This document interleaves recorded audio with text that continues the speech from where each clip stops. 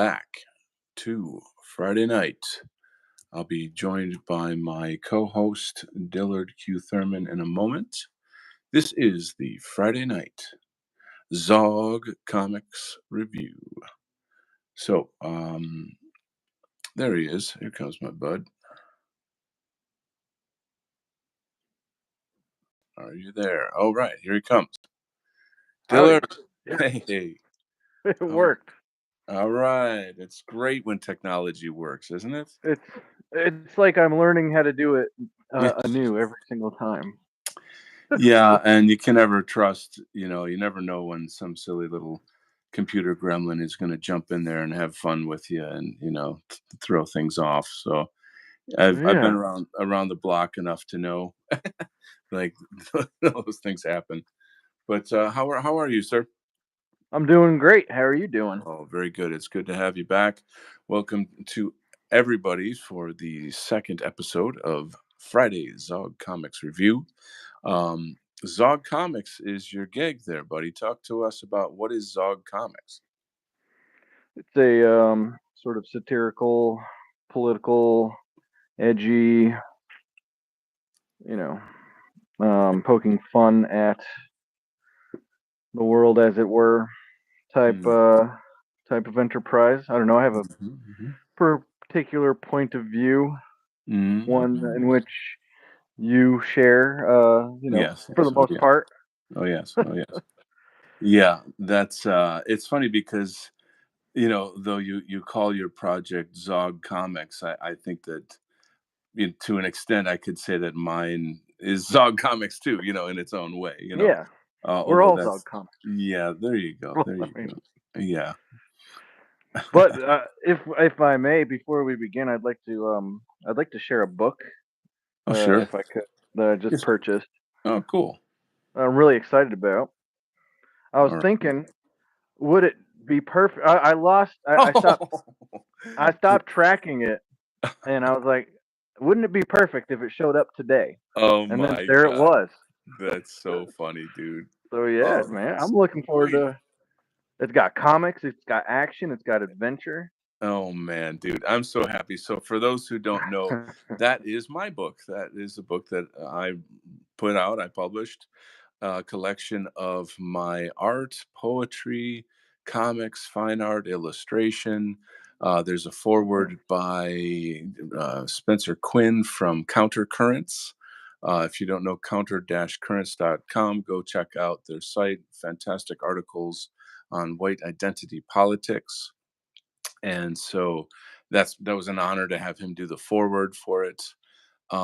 Each chapter in my art book, as you see, has a little description of what the chapter is about, if it's fine art, illustration, etc., and then puts it in the framework or the context of the movement and what I've done. It's kind of like a little history of my work within the movement. So the movement being the white identity movement or the white positive movement, if you want to call it that. And so, yeah, and I've worked for a lot of people inside the movement doing book covers and graphic design, this, that, and the other thing. Right now, I'm doing some web work. That right there is from Dave Martell's The Bizarchives. You can go to thebizarchives.com, and if you buy issue 2, you'll see my illustrations. It looks like that's the cover right there. It has that kind of creepy zombie from the Sahara Desert on the cover. That's an illustration of one of the stories. Say a quick hello to Gondorian American in the chat. And so there's a couple illustrations from that Bizarchives issue in there, and each one of those illustrations go with a specific story. One of the authors, there's a lot of authors in there from the UK, and one of them, CB Webster, is going to be on my show for a special episode to promote his new book. It's Oh, very kind of cool. Robert E. Howard. Oh no, not Robert E. Howard. His name's slipping my mind. One of these classic horror guys that does the Cthulhu Lovecraftian? Lovecraftian. Yeah, actually, I think that's called Lovecraft's Cats. I think that's the name of the book. But Okay, I know the name of Lovecraft's cat. I won't say okay. It could put a spell on us, so don't say it. Yeah. it. Um, but so that'll be fun. You know, in the right wing, it's not all raising your fist and screaming in your face and talking about the Jays and this and that or whatever. We, Mm-mm. we we celebrate our own culture. We celebrate our own history, the creators, the philosophers, the thinkers, the doers, the lovers, the dreamers of our history that are central to Western civilization. That little comic right there with the Muslims there, that was written by Kai Moros. If you guys are really hip and you know what's really going down, you'll know Kai Moros. He is a speech writer from Finland who has done many very, very controversial, very incredible speeches about revolution. Like he's a hardcore revolutionary, and he's also a personal friend. And so we kind of teamed up for a little 2-page story right there. It really would be great fun to work with him more in the future. So that's coming down the pipeline, I guess. There's some samples right there of my work with John Della Rose, who is one of the top authors in the Comicsgate movement. You've heard of Gamergate? Well, there's Comicsgate. And so that, of course, is the movement of comics creators that broke away from the left, that broke away from the woke ideology in entertainment. And so, for example, John and I put this book out, and he wants to do more work with me. I've got a lot of people that want to work with me. Unfortunately, there's only 24 hours in a day. But anyway, maybe in the future, hopefully, we can kind of get back together and do more work. So that was some fun stuff. Dynamite Thor is a 1930s public domain character, so we thought it'd be neat to bring that back, and it's kind of fun, to do stuff like that. Make comics fun again is pretty much the mantra of Comicsgate. And then that story right there is an original story, and it literally is a dream that I had. It's dream of regret is the name of the story, but it is like panel per panel. It's literally a dream that I had, which is very surreal and a bit disturbing, and has kind of a sad ending to it as well. But it just gives you a taste of my artwork, and if you follow my channel, I'm very interested in lucid dreaming. I talk about that, talk about things like astral projection and various things.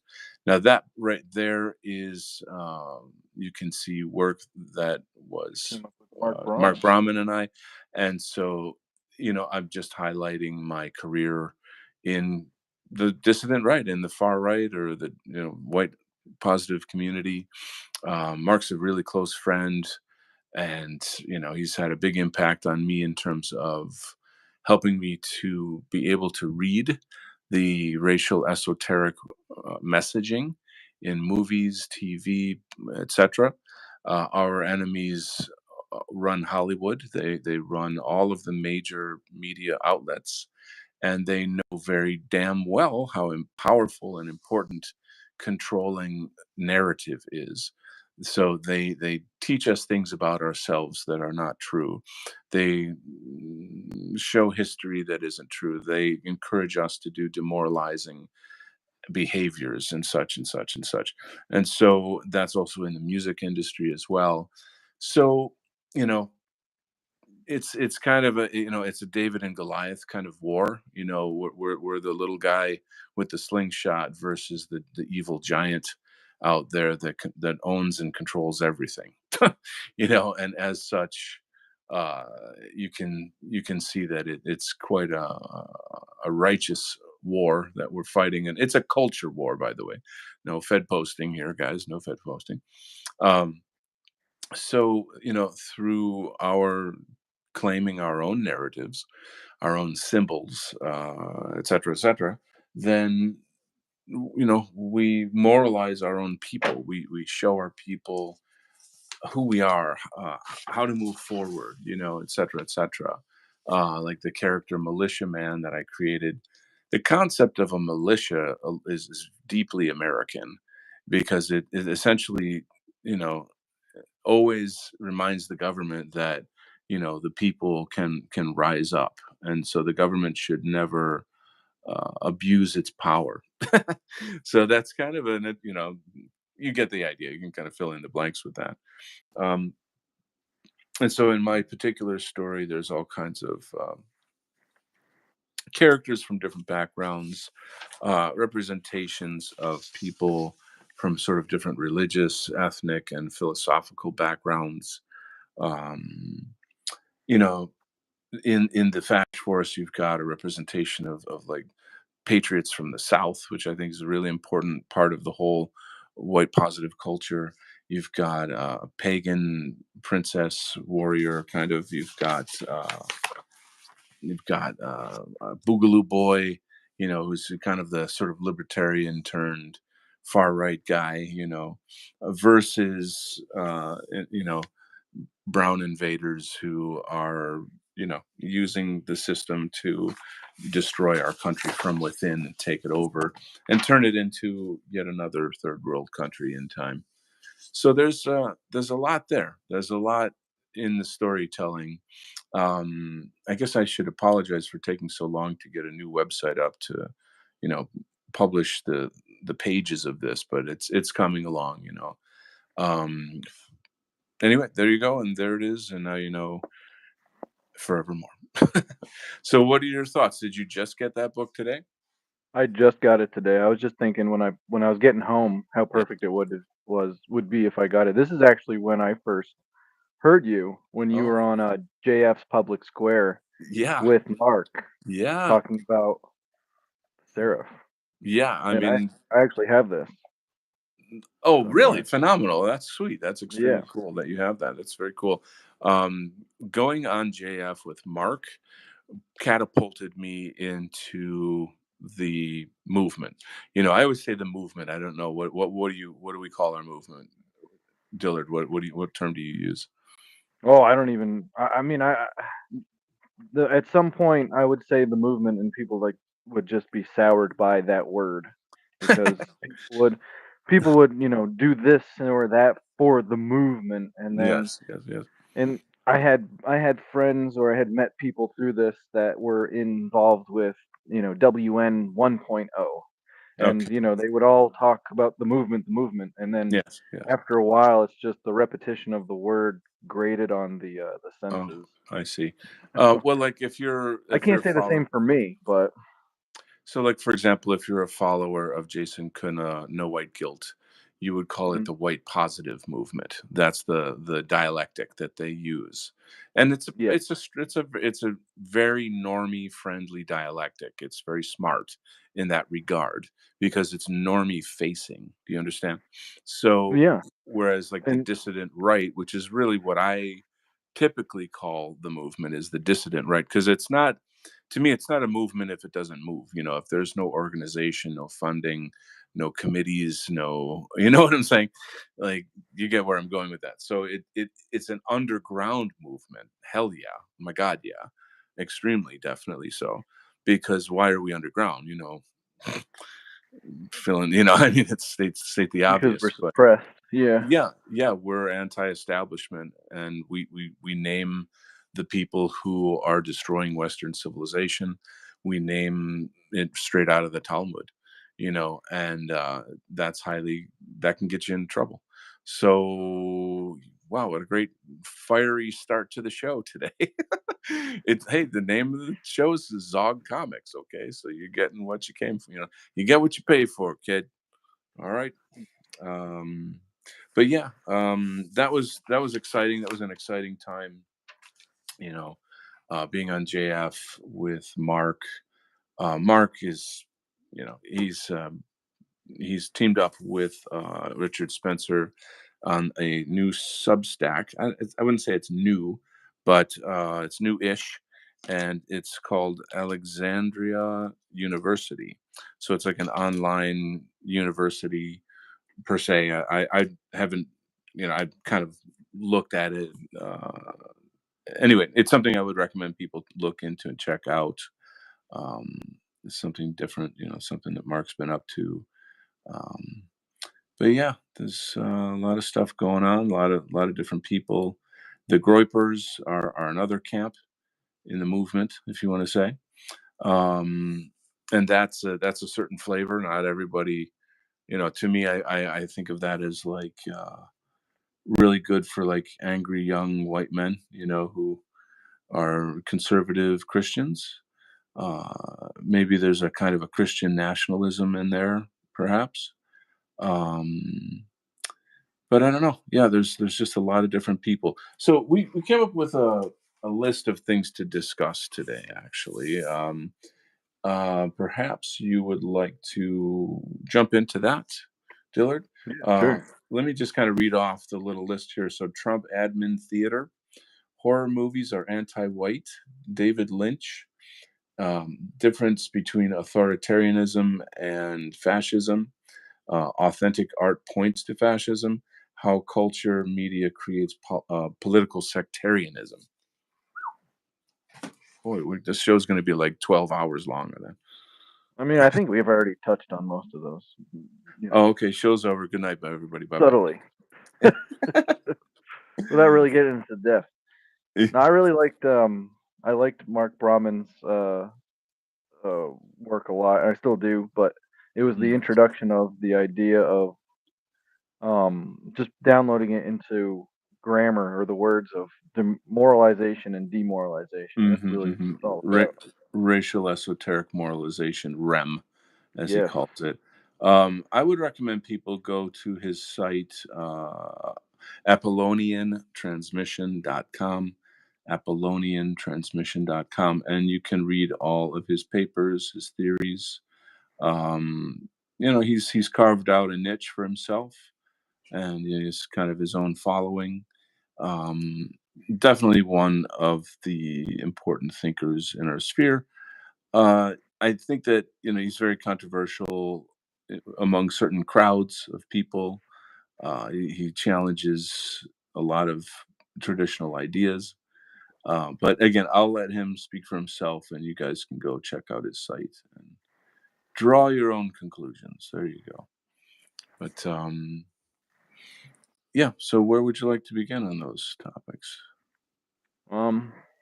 Well, I was just listening to your interview with your filmmaker friend about Oh, cool. Yeah, David Lynch. David Lynch. Yes.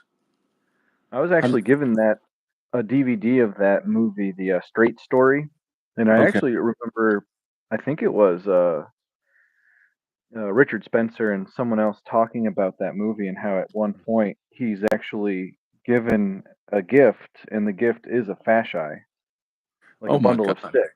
Wow. Yeah, Wow. Interesting. Um, and they yeah, were I so. don't. Oh, go ahead. Oh, I was just gonna say they were talking about how, and I agree that a lot of Lynch's work is sort of coded as like a longing for a fascist sort of arrangement in Really? society, and how. Can you like? Can you point that out to me? Like, I don't. I'm not sure that I'm aware of that. Like, how so? Well, even in Blue Velvet, you have the idealized, almost to the point of parody, the young couple, and then the introduction to almost like their shadow side of like the Rossellini and Dennis Hopper couple, Hmm. Hmm. and totally dysfunctional, Yeah, like very much. Yeah. messed up people. She's almost like presented as a prostitute type, and he is, you know, Dennis sort of Hopper. yeah, and Dennis Hopper is a maldeveloped, adult child almost, like. Yeah, yeah, yeah, and kind of like a murderous pervert, basically. Um, Yeah, and it's just like, so yeah. how did they get there? Are those is that where they're headed, kind of thing? Is they start off so innocent, and yet just under the surface you have all these things going wrong. Right, I think that that seems to be one of the themes of his films, of Lynch's films, is the kind of underbelly of America per se, and I feel like as we as a country moved out of the '80s and into the '90s and then beyond, it I guess it's sort of a harbinger of things to come. Like it you have to try to see these movies from the perspective of people living in the 80s, and there's no movie like there were no movies like that, where, Blue Velvet or whatever, that you didn't see these dark, twisted people and these like strange behaviors. So it and then, there's that kind of thing exists in a lot of his work. You've got Wild at Heart and other things like that. He just seems to have a love of these sort of twisted things. And I don't quite know if it's like a commentary on society, or it symbolizes something for him psychologically. I don't know. What's your take? I think that it is a commentary on society. Hmm. Um, I remember watching Mulholland Drive, and you Yeah. guys watched a clip from that where she's just like this bright-eyed, Yeah. young girl coming to the big city to become famous, all on her Yeah. own. Yeah. And it is like a very meta commentary on the whole Mhm. idea of like a midwestern girl coming to Mhm. the big city.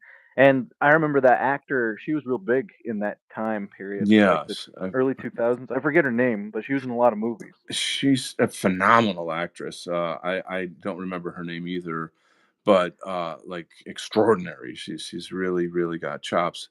It kind of makes you wonder, like, why do people who have an amazing career and extraordinary talent just totally disappear? Like they just disappear, And then of course there's all kinds of other actors that come out, and have, whatever, they're in the limelight. But yeah, I don't know. That's just sort of something that kind of confuses me a little bit. But I always think that they just have too much integrity and self-respect to do anything that's in the works at the moment. Like she did a lot of stuff, but once you get she seemed as though she got to a point where she could pick and choose, and yeah, she wanted to work with certain people, and yeah, then just, the amount of people worth working with actually making art is yeah. dwindling so much Oh, to the point where, right, right, right, you know, right. Yeah, that's tough to say. Who knows? Who knows how all of those things work. How did you like the show? The show that oh, we did. yeah, no, I loved I talk about David Lynch, and Yeah, yeah, I'll listen to it. But yeah, your friend had some. I liked his insights a lot. I would take it a little further, um, like when you talk about dream logic and stuff. yeah. I would because to me, there's the key word in dream logic is the logic part. Like it's very surreal, but it Mm, is like saying something. There's something there, and yeah. the the way that Lynch sort of leaves it open for interpretation Hmm. says to me that he can't say to me he's saying something specific, Yeah. but he has to say it in such a way that people are baffled, and you kind of have to he has plausible deniability. He has like an artistic sort of plausible deniability. Mm, Like for example, I remember Inland Empire. That movie is about trafficking, sex oh, trafficking of women. oh God. Okay. I Yeah. just there's a one scene where there's this Eastern European girl, and Yeah. she doesn't have a character name. She's just, a face. You know that she's an Eastern European girl Yeah. is in America, and she's sitting in a hotel room All right. watching a video of a singer in her language Huh. singing about, probably like, the good life or something, and she's Yeah. crying, Oh and God. it's just Yeah. like, really, what? How can you interpret that, any other way? Oh, I don't. sure. Sure. I mean, I'm sure you could tease something out from it, but for me, like that's what that is.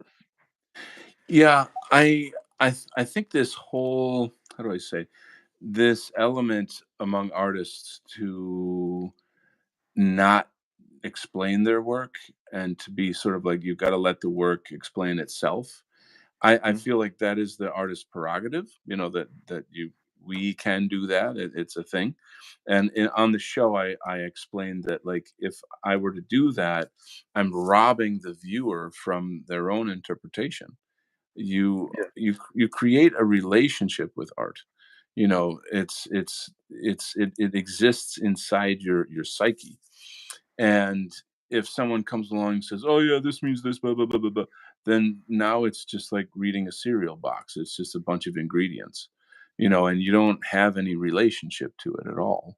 So you're kind of like, I don't know, just like destroying the art of it, if that makes sense, you know. Um, so but here's the flip side of that.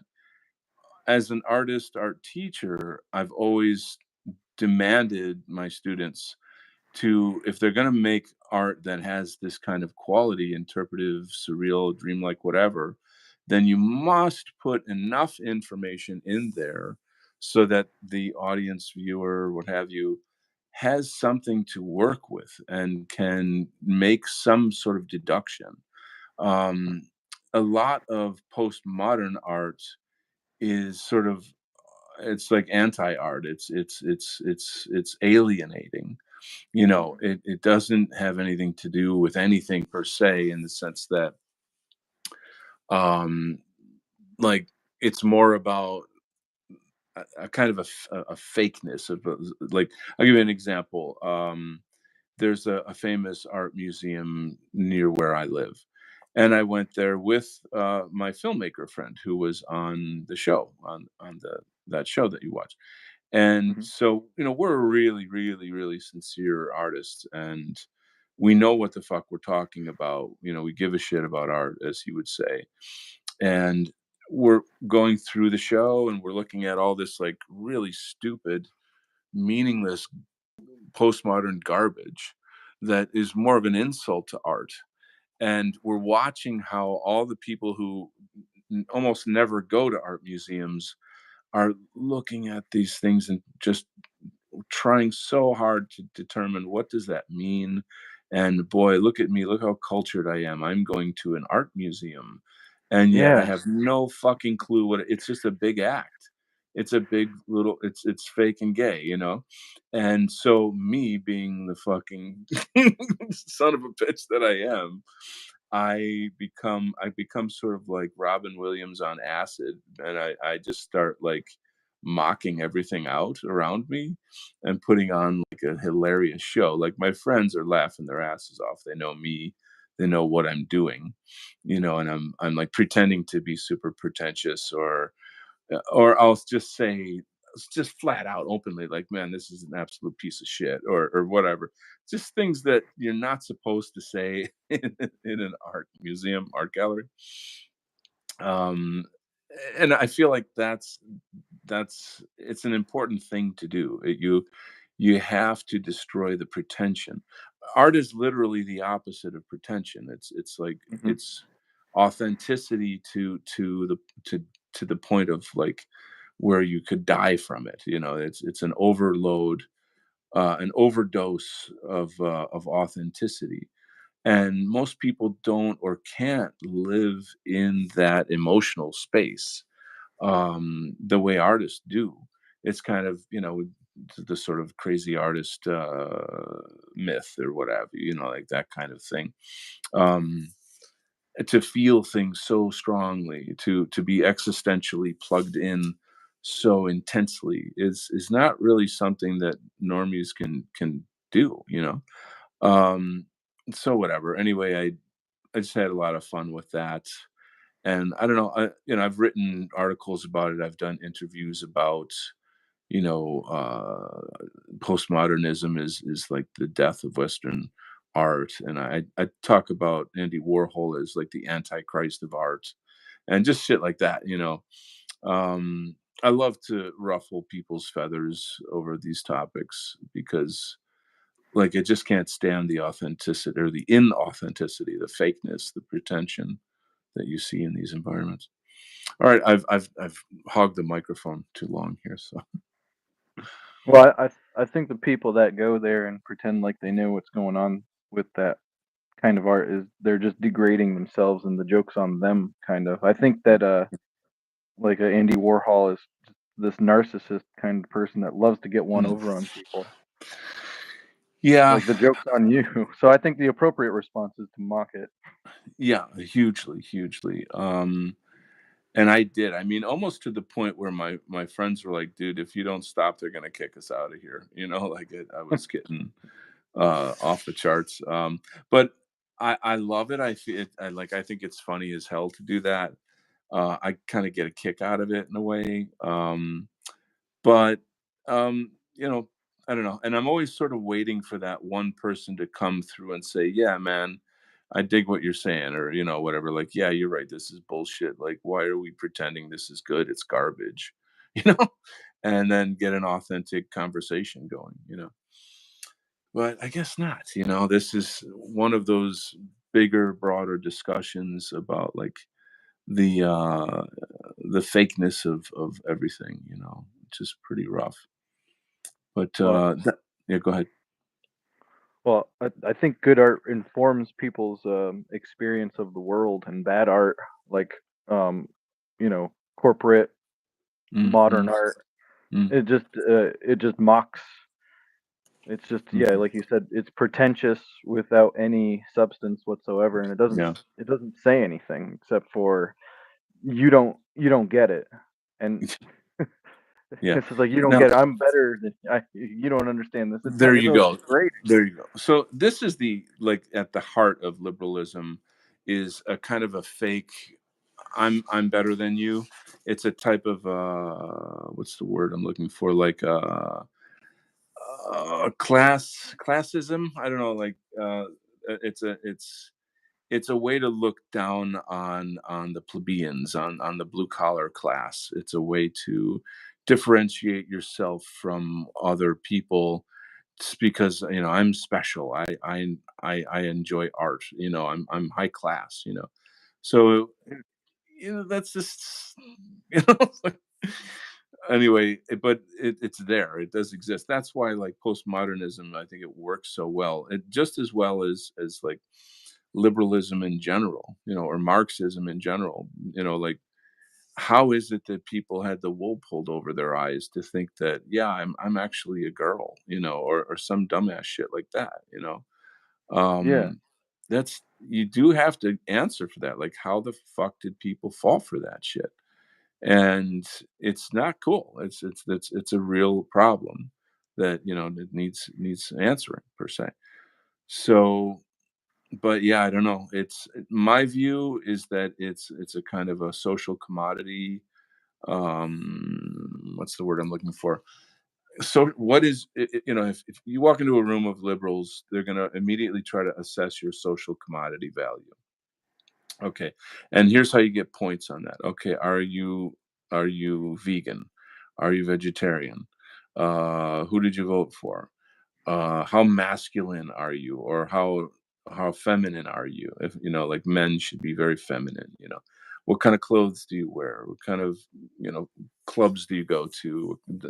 You see what I'm saying? Like you hmm piece all of that together, and come out with the a more. score, a Right, and you get liberal a score. score, right, and then that determines, like, how popular you are among that group, that social group. So, um, that to me is like fucking high school. Like, I graduated years ago. I don't wanna go back to high school.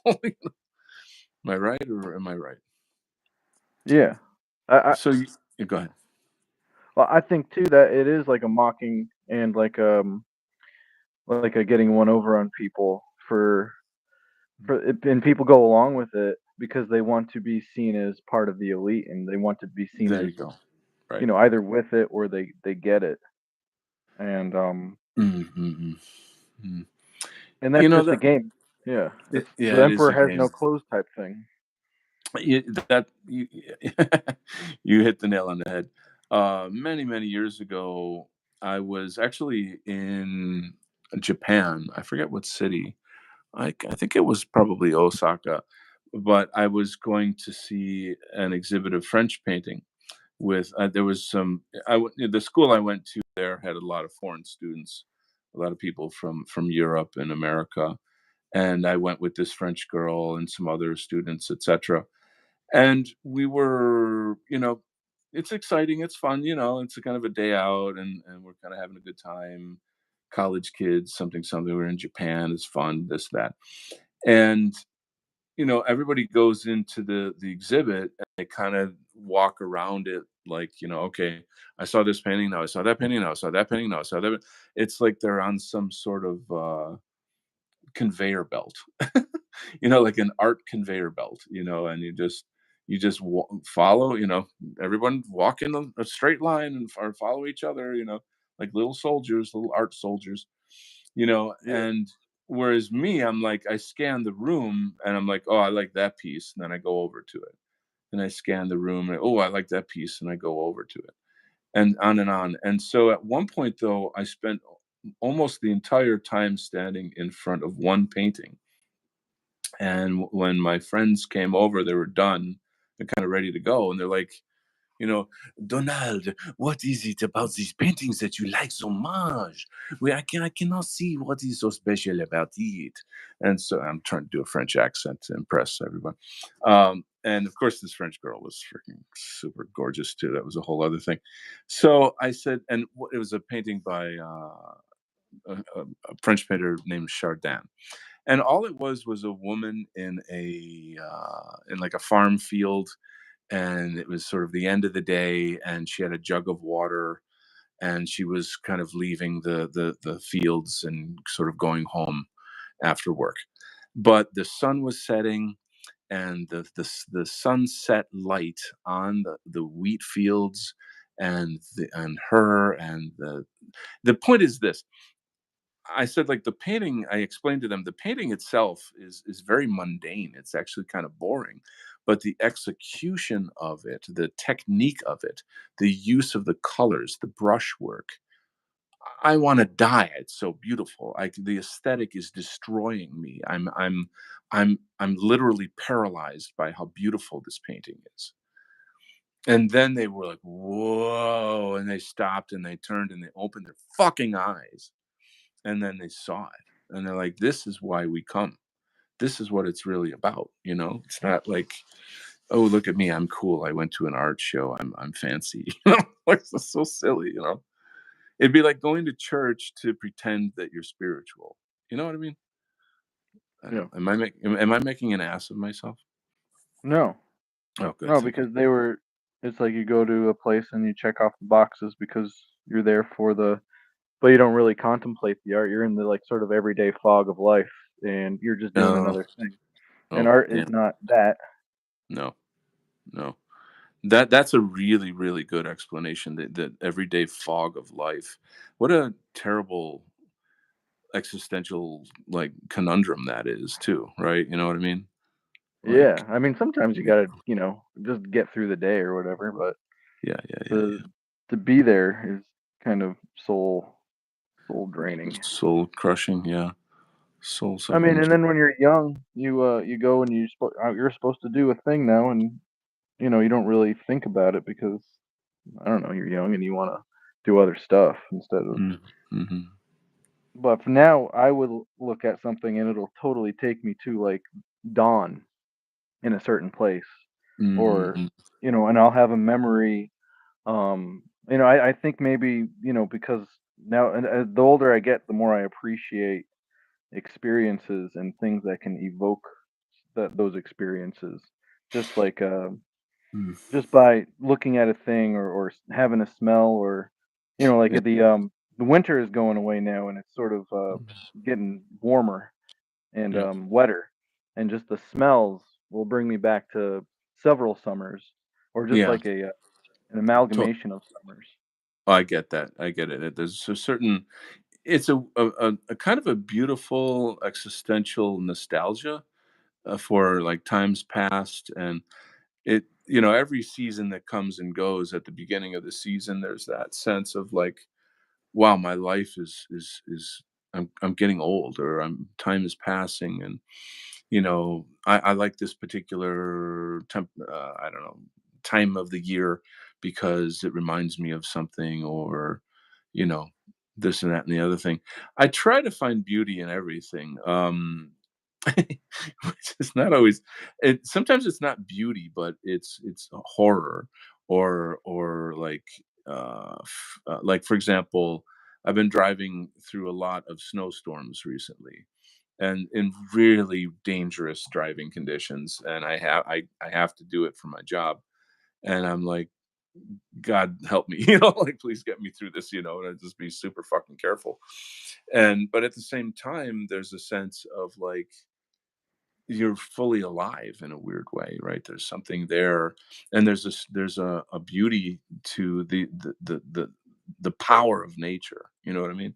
And that so long as you're kind of in the right headspace, you can sort of eh, appreciate it, I guess. But one of the things that I don't know if you want to go there on this topic, but one of the topics you mentioned was how good art points to fascism. Could you I think if we're going to discuss that, we kind of have to define fascism first, though. Did you want to Yeah. go there, or you want to do a different topic?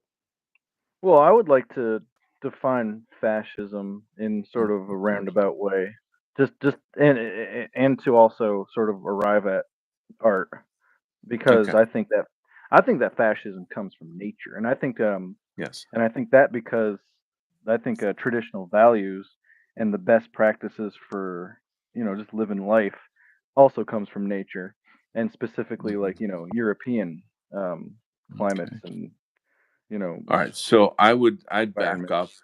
I would back for only for the sake of the audience and posterity. I would back up and define fascism first before we really get into it, just because the left has completely brutalized that. They've stolen the dialectic, and that's because fascism is against communism and the left is communist. Right.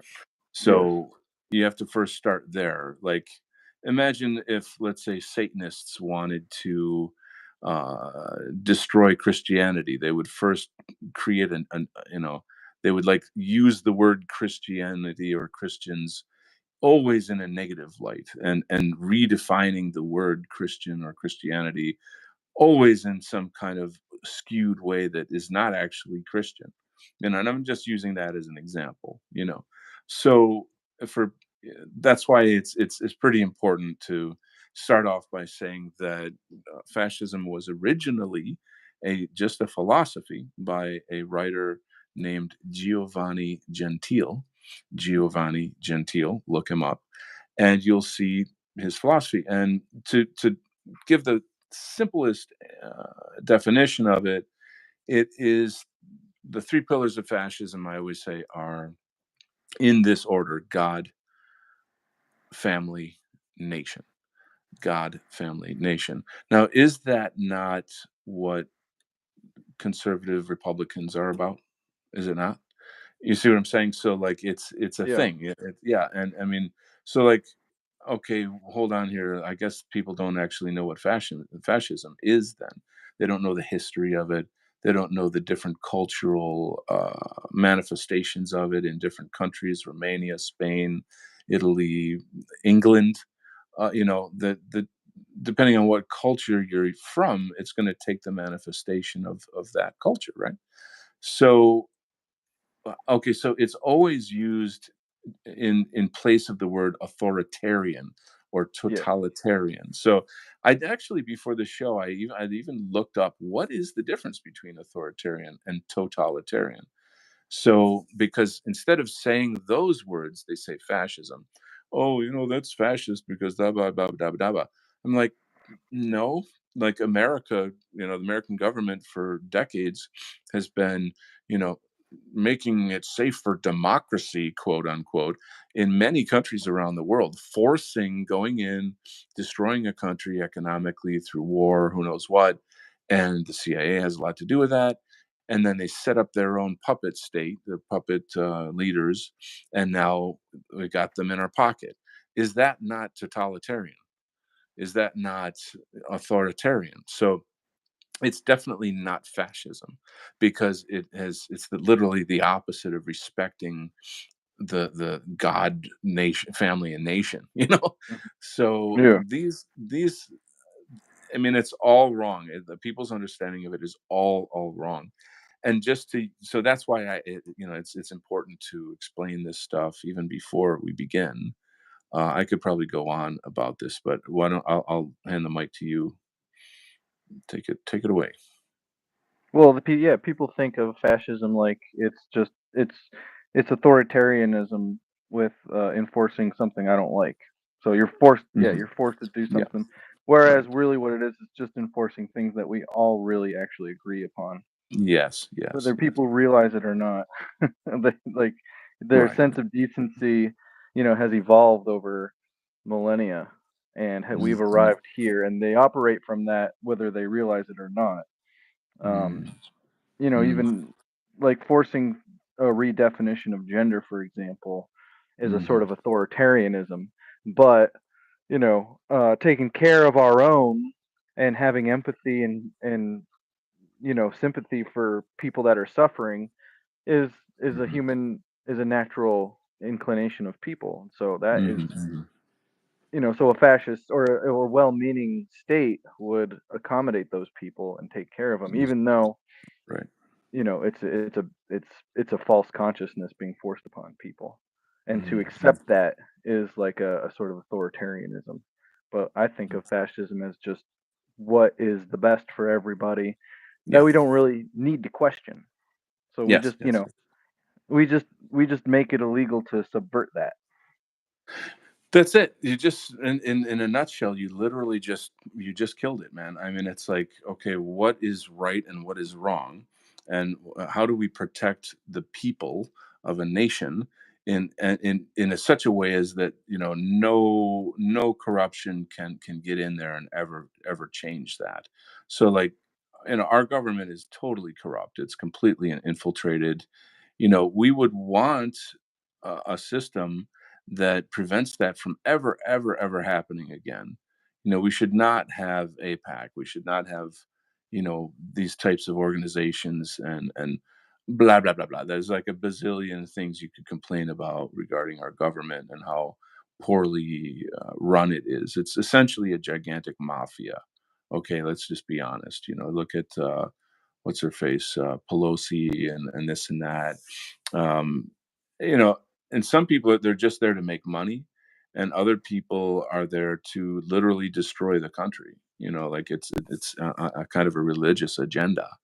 You know, um, so like that's some dark ass shit right there. But if we had a system that made it illegal to be able to do those things forever, and then we would never ever have to worry about these things, and we would never find ourselves in the situation that we're in now.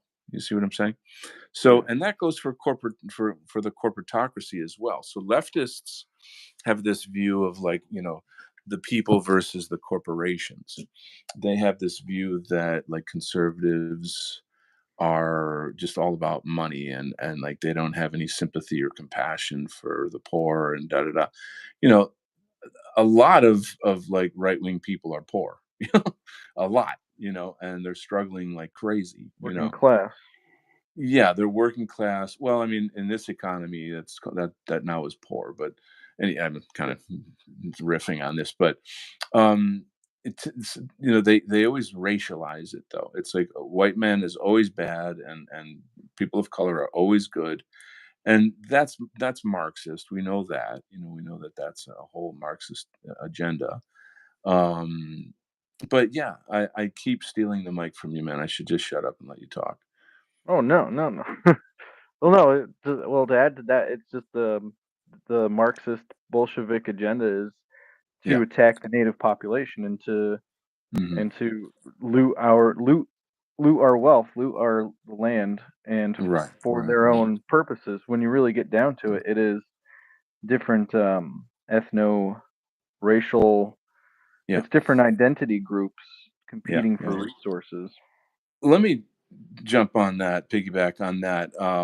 There is a viral video going around of a Hispanic female cop who posted a video in Spanish saying, and I don't know what town, city she lives in or whatever, but she was essentially saying to all the illegals, when we get a call to go pick you up, I'm telling you, we're not going to come pick you up. So like Yeah. I'm protecting you. I mean, that to me is everything. It's everything in one fucking nutshell. Is that race matters. Race comes first to Mhm. them, and it should to us. And every single fucking time you try to say that to a white person, their brain just melts into like garbage. They cannot. It's just we are so fucking brainwashed to like shut off as soon as you try to say like race first. And then, well, look at these bazillions of examples of other people of color, and in a trillion zillion examples. And then you see they did it. Well, I don't no excuse, and just, you know, this is why I always say it boils down to like courage, and having the courage to stand up for yourself, look out for yourself. It worked fine when we were in a homogenous society and everybody was the same, but it's not that way anymore, and the game's rigged against us. So, but what does all this have to do with art, Dillard? Uh, well, art is the communication of Mm, all of this. mm, Art is art. I think in fiction too informs people of their reality on a level that history books can't or education can't. mm. So it's like a symbolic world that we all live in our heads like in it mythically. Like we Yeah. construct narratives, we have Oh, yeah. dreams. Like you're the main, you're the Mhm. not main character syndrome, but you are the main focus of your life Of by virtue course. of Yeah. being you. And so Yeah. you construct stories in your head. Whether or not people realize it, they're affected by narratives that they consume through media and Yeah. stories Yeah. and art. Yeah. And Yeah. yeah. So what you're putting in your head is informing your reality. Art informs Yeah. reality as much as Oh, yeah. reality informs art. I think it's Yeah. an ebb and flow kind of thing. So what are people putting in? What stories are people putting in their heads? Because when you Mhm. watch a story of, how like representation is a big thing. Like they want Big time. representation. Oh, yeah. Oh, my God. Yeah. So they want their stories on the screen so they can project themselves into a character, a protagonist or whatever. So they're the character. So like what stories are we being given about Yeah. ourselves by the people Exactly. that make the art? Right, right. And how is it that in someone else's story, I'm always the bad guy? Right. That's not my story. Who's I'm not the yeah, bad yeah. guy. Who's writing that story and why? What's their agenda? You know what I'm saying? Yeah, well, I mean, So yeah. that's the thing. Even it's obvious from it, but they have the Mm, plausible deniability, or they mm, have the plausible deniability of saying it's just art. Like you should stop being mm. so sensitive. White fragility. Oh, see, there you go. Oh, dude. I mean, white fragility. That's one of the most offensive terms you could possibly, no matter which way you go, and no matter how you argue something, they always have some dialectic to cut you off, to like Yeah, silence you, to belittle you, to to racially confuse abuse you. you. Yeah. It's literally, yeah. So like anybody who's ever done any kind of study on relationships, like abusive relationships Hmm. between men and women, the techniques that narcissists, people with social personality disorder, sociopathics, they use all of this shit. That's exactly what they do. They just gaslight you, they isolate you, they demonize you. They never ever take responsibility, and in the end they just use you up and like dry your soul out. You know what I'm saying? And I think that in addition to the economic hardship of just trying to fucking survive in America for most people is it's you can't do it. You can't do it. People are checked out, man. They're checked out. They don't want to be a part of anything. They don't want to do anything, and they're just trying to check out. I don't know. That's why it's not the easiest thing to be in this movement. When and here I said movement again, but Is it somehow against all odds we have to sort of still come up with the spirit and the energy and the passion and frankly the love. I always say that the white identity movement is a movement about love, basically. Because what else would give you the energy and the power and the spirit to carry on, to take risks, to be demonized, if you didn't love your people that enough to go through all that shit. You know what I'm saying? Yeah. I mean, I would say certainly there's, not everybody has that feeling. There's people that are very angry, right? That they're righteous in their anger. There's a lot of people that just have a really, really strong sense of justice, and like what is right and wrong. And I have all of those things, but I think that the danger again is just like the toxicity of the whole thing. I'm sorry again. I go off on these crazy tangents and shit, Well, but to quote a great man named George Lincoln Rockwell, like oh yeah, how can you love if you don't hate that which threatens, that what you love? Something like that. I'm messing it yes, up. yes, yes. How That's can you say that you beautiful. love something without hating Right. that which like threatens to kill it? And like the whole system is anti-white. It's just what it is. It's here to degrade us and to use us up as a natural resource on this planet. Like we're batteries. Like like white.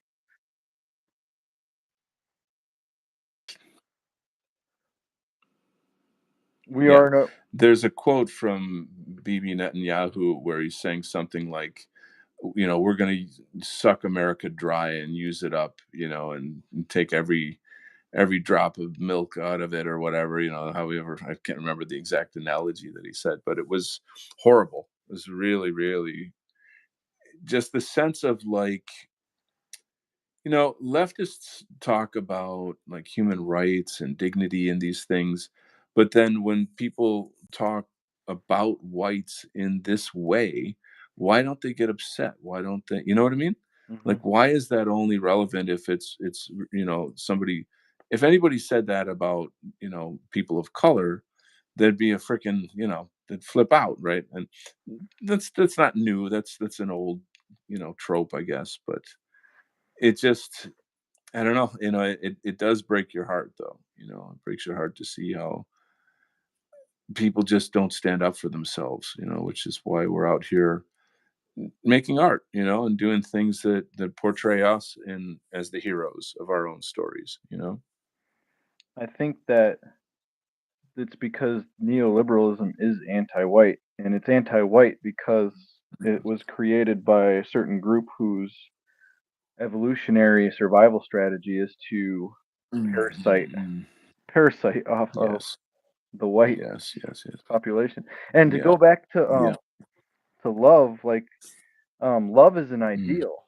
And for me, mm. ideals are inherently fascist. Like you can fall short of an ideal, but you can observe the ideal. You don't have to tear down the ideal just because you don't achieve it.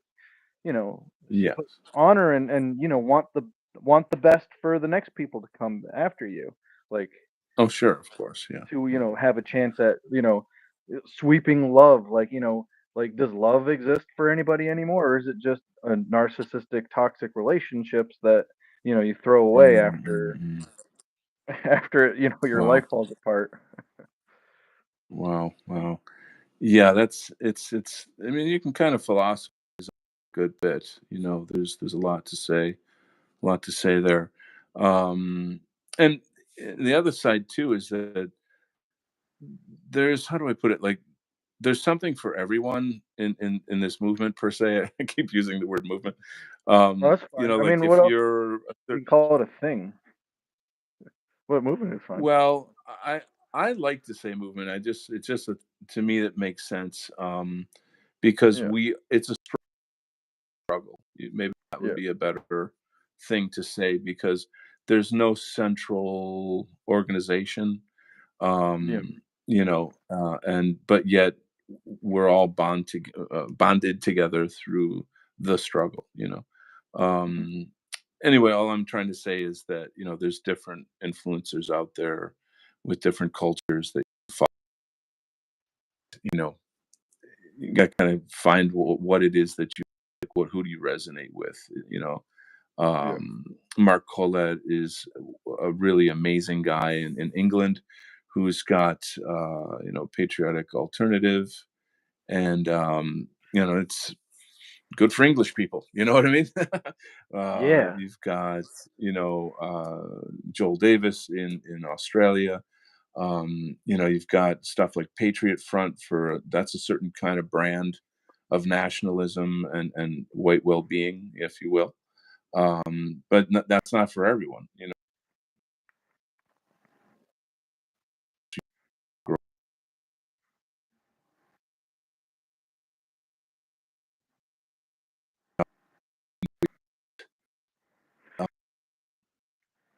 Yeah. The ADL has said that they don't have a left versus right problem. They have a generational problem.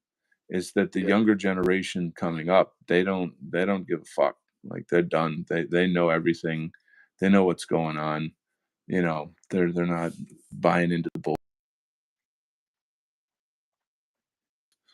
And that's But largely due to us. You see what I mean? yeah. I'm sorry? I think that kids always look at like what happened to make their parents' generation miserable, and so Mm, they try to like figure it out, in their own way, it makes and sense. It makes sense. like a big blind spot is, like, well, why don't we criticize these people? Like, why are these people in power? Right, right, Why right, are we going to right. war for, you know?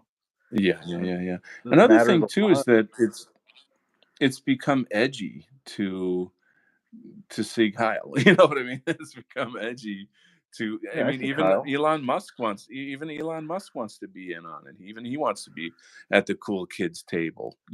Right, and as Um, possibly cynical as that is, he still has to appeal to it. He feels it's that he it's has pretty to. interesting, right? It's Yeah. pretty wild to see what's going on now. The reality is that I should just quick hi to Michael and Flash and Didymus. Thank you guys so much for coming tonight, and please do share this link in your networks. So the current establishment is changing cloaks, if you will. They are trying to co-opt the right wing. They've Yeah. realized, one could even argue that this was all planned out. That you know, stealing the election, putting in Biden, Harris, all of that was planned so that Trump could easily win. But when he does win, he'll install all of the worst of the deep state that he claimed to want to get. You know what That's what we're currently seeing. You know what I mean? Um, uh, so like I don't buy into the sort of popularization of our talking points and our memes and our culture in the mainstream MAGA movement. That's bullshit.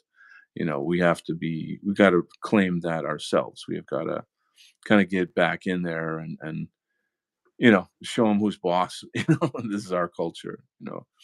Just because somebody, it's like what's his face? He ran for president, Vivek Ramaswamy. Yeah. So I used to go hard on like Twitter or anywhere where I would see stupid normies, republicards saying things like, oh wow, look at what he's just said, and like, if make a poll like, should he be president?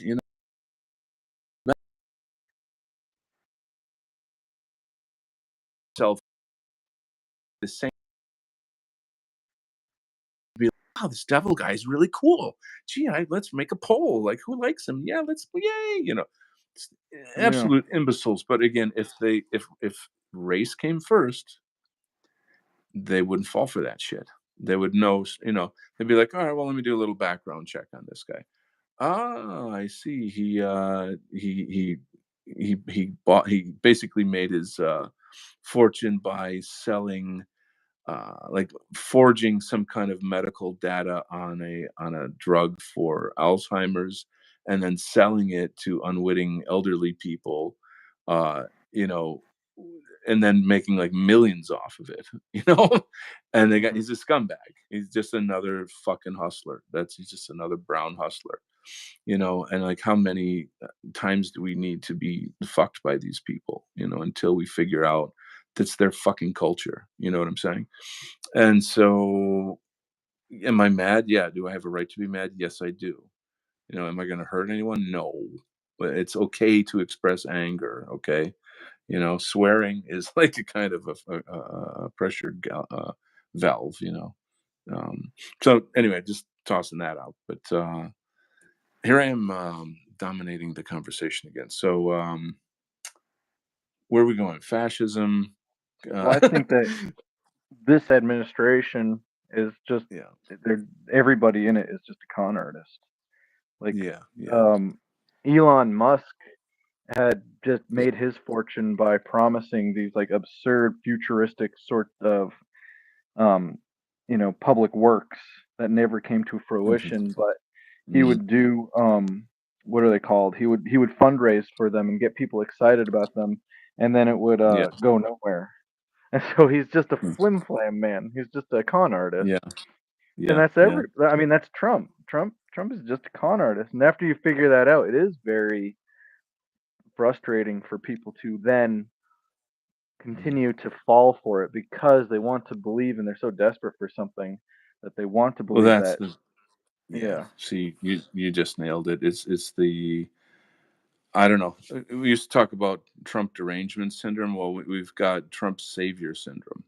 You know what I Yeah. mean? Like this like, you know, somehow or other he's going to do it all, you know. And it's always about putting the power in someone else's hands. You know what I Yep. mean? And Trusting the it plan. that we can't just, you know, just give all the power to the government and trust them. That's ridiculous. It only works under fascism when the government is, you know, it's people before politicians, where the laws are strictly for the benefit of the people, with Mhm. God, family, nation, and, you know, protecting those core values, those core pillars, you know. Trump savior syndrome. That's genius. Thank you, Flash. Appreciate that. So we got to start memeing that. Yeah, Uh, Trump has the ability to trick people.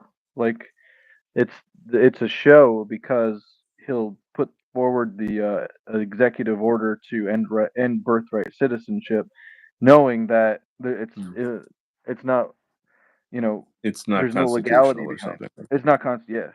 So Yeah. they'll shut it down, Right.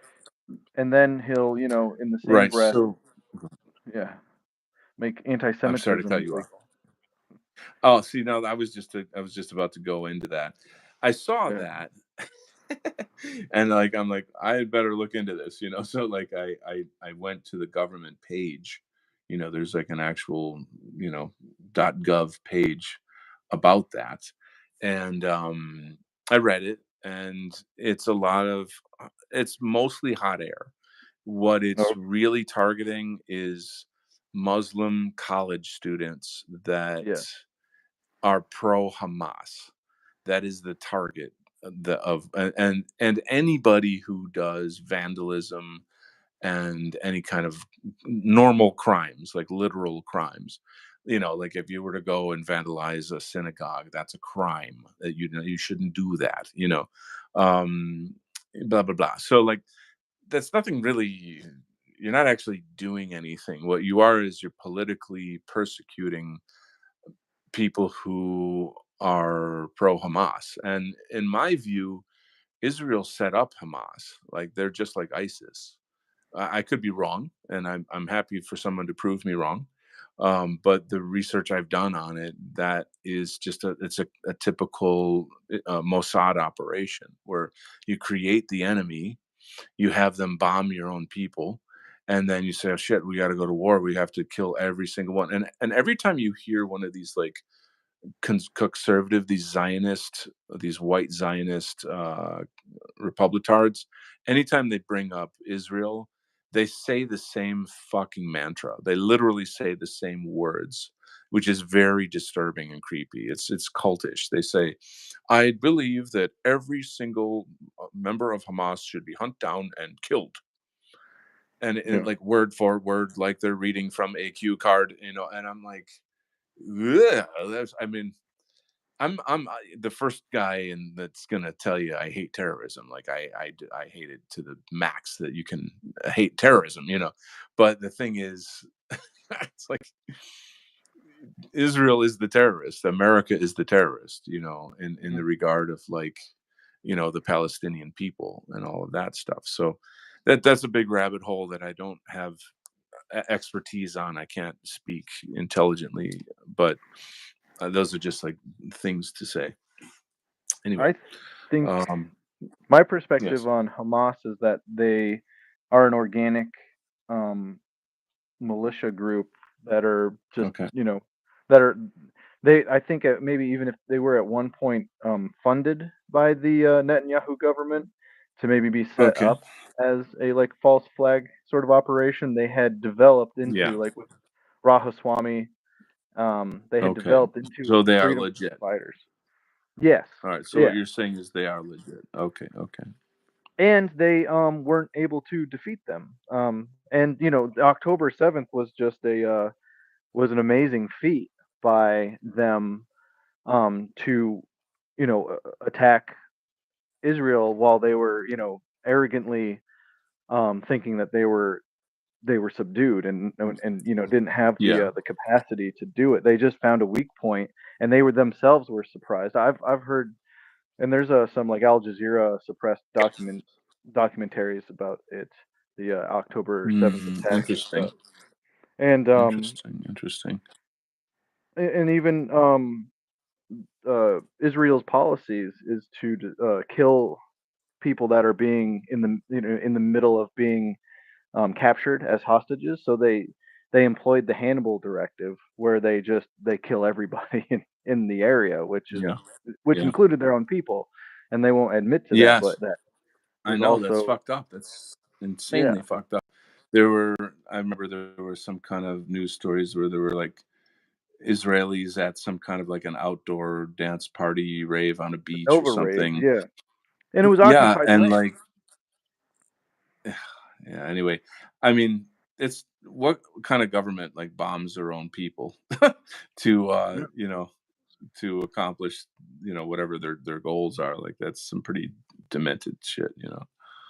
Well, that's Um sort of the schism in Israel right now. We can get off this topic because this is kind of the hot topic yeah. that Yeah, I YouTube know, I know.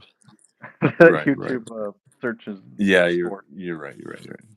So maybe And I I don't will know stop. enough I'm sorry, I don't ashamed to say that I don't know enough about it to speak intelligently, so but Well, the two factions yeah. in Israel is that they they both don't care about, they don't really care about the hostages as much as just Mm. that they're political pawns, or that they can use them as sort of chess pieces in their Uh, negotiations and stuff.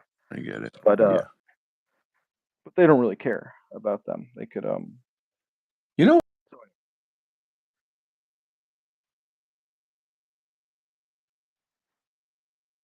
the three nations that get the most money from our taxes are Israel, Egypt, and Jordan.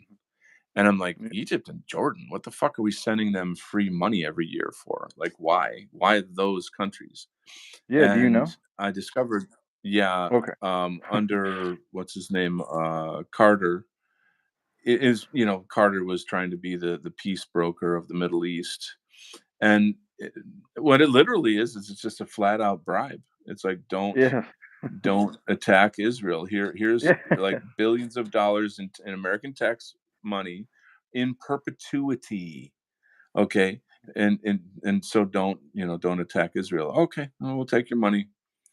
I Yeah. mean, So it's effectively more money to Israel. yeah, if you yeah, that's actually a good way to put it.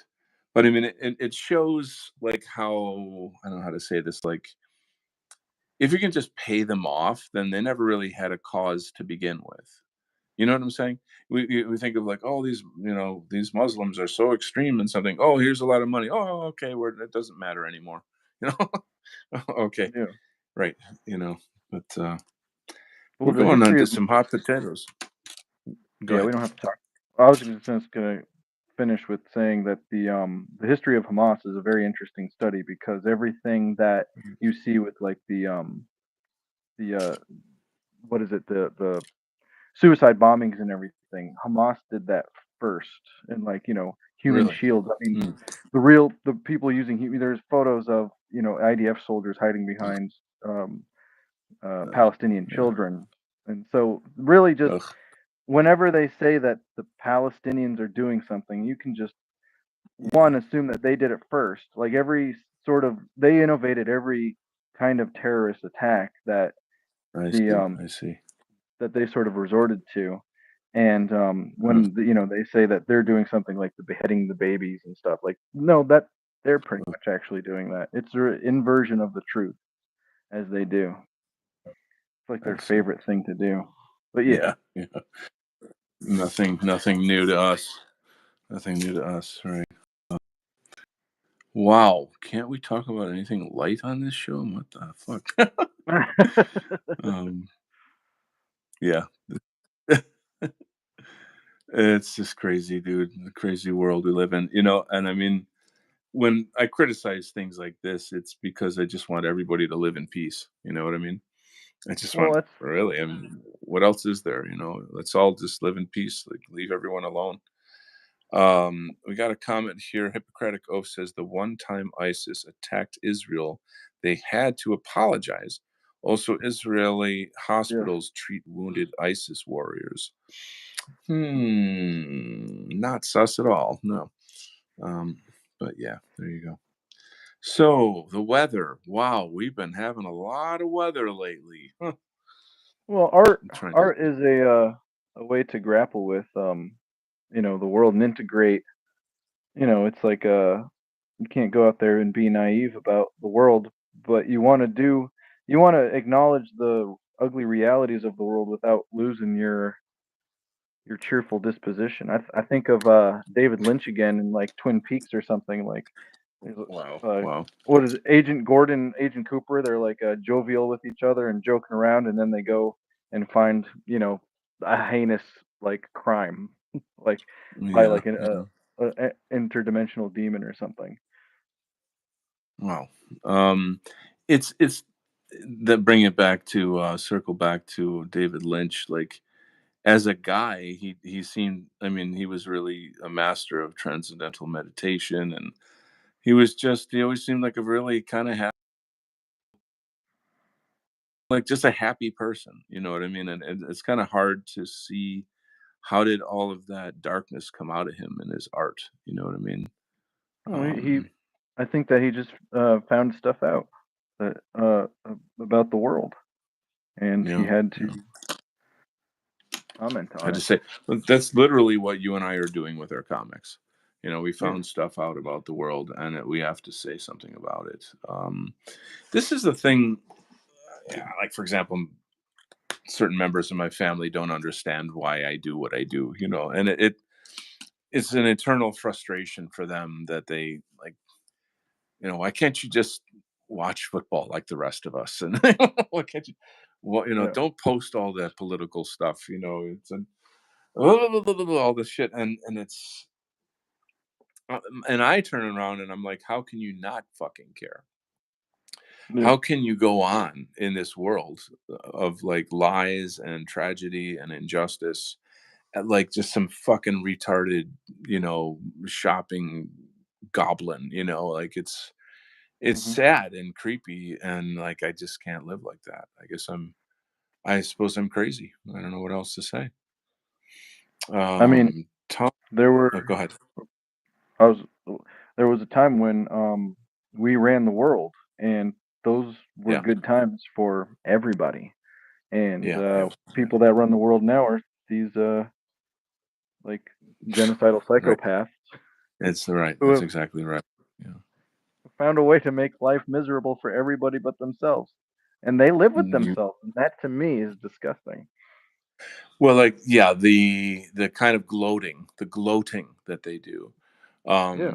Tony Fu in the chat there, a good friend of mine, he says, "Peace? How anti-Semitic?" You know, that's that's War is pretty life. much that's pretty much correct. What what scares me is so, for example, there's the EU is like coming up with extremely draconian laws. They're already draconian, but they're literally at a point where like we're just, this is the new era, the new phase of the new world order, and anybody who says anything we don't like, we're just arresting you. I mean, it's straight up communism shit. The flood of Muslims in places like the UK, Ireland, it's nonstop, and it's reaching really, really critical levels. It's always been bad.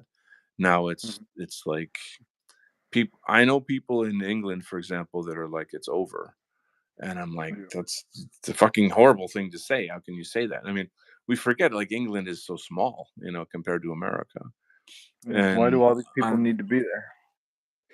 because they're taking over. They're turning it into a shithole. But yeah, you know how it is. You know how it works. But Well, the I way don't I know. see it, So it's yeah. like the need for revolution is greater and greater. My personal take, I suspect, is that Europeans are just literally going to be forced into civil war. And when I say civil war, I mean war against their own governments and the invaders. And it'll be ugly as shit. It'll be extraordinarily ugly.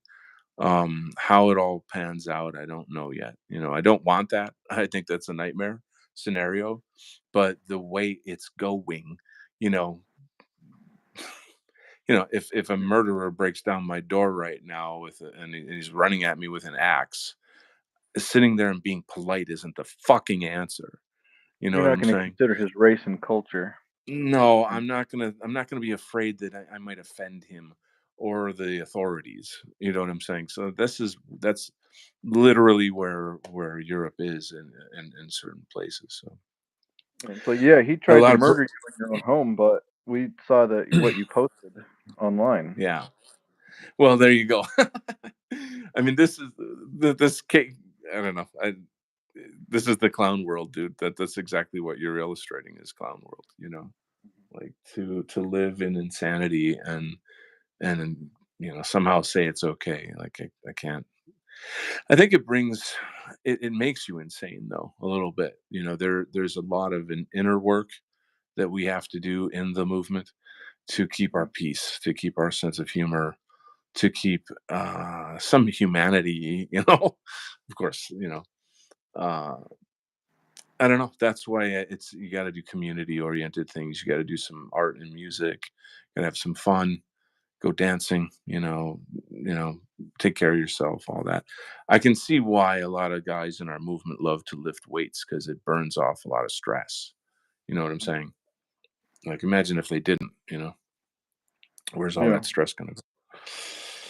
But anyway, so it's getting a little bit late here, and we haven't covered all of our topics I listed. We can maybe do that next Friday. But Yeah. I don't know, man. I think we're kind of dangerous. What do you think? I'm I, I think I'm not we're so sure that the show is gonna make it on YouTube, but I'll try to, the hot topics, us certain right now, the big ones are kind of what we touched on with, I mean, they literally shut down TikTok, an entire platform, because it was getting the word out about a certain, shall we say, conflict. yes, It's yes, like, yes. Yeah, I mean, when you're small potatoes, you can talk about this, but if I get bigger numbers and stuff, they do occasionally send some blue-haired freak to look at my videos and comb through them. yeah. They probably have some sort of AI that does that. I don't know, but and then I'll get a hit once in a while. Um, it's tough, man. I don't know. Anyway, I think what I'm going to need to do though is we're going to wrap it up for tonight. That Okay. was the Friday ZOG Comics review. Hopefully, nobody gets shut down. So any thank you, by the way, for buying my book, Imperium Calling. That was Oh I'm really, yeah. really, really happy. Thank you so much. Do you any words you want to convey before we can close up? Um, stay positive. Never relax. Yeah, yeah, Never yeah. give up. Well, never give up. That one I like. That one I'll stand by. All right. God bless you guys. Love you. Thank you so much for coming tonight, and we'll see you on the internets. Thanks, man.